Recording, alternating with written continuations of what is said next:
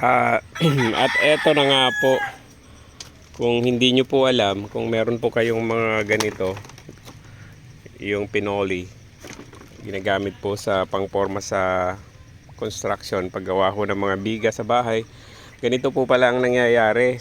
Totoo rin po pala yung sabi nila na ito daw, pinoli na ito, matibay-tibay nga po kumpara sa plywood pag gagawa po ng forma, kasi maski nababasa pwede pong i-reuse sa susunod na project.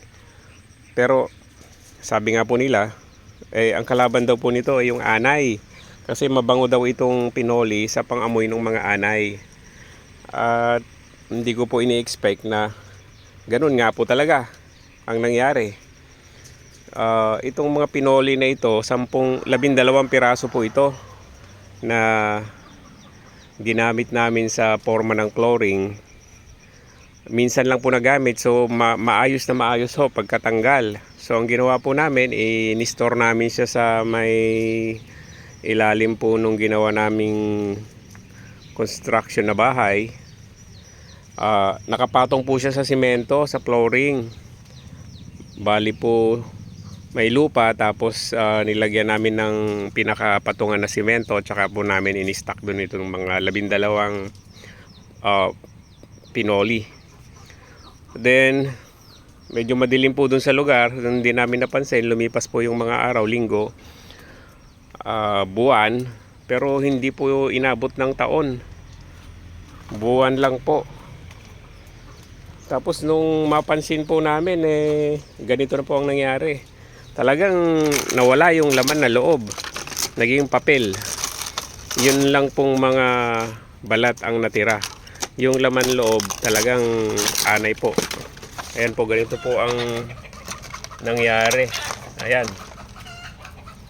So talagang matindi. Ayan po, nasayang po yung, ayan, ganyan po, ganyan po yung nangyari. So nakapanghihinayang, hindi naman po namin ini-expect na ganon. So para po sa inyo, ayan po yung iba, medyo marami pa po, hinahakot, nasayang na, dagdag trabaho pa, masakit pa habang yung medyo masakit sa pakiramdam.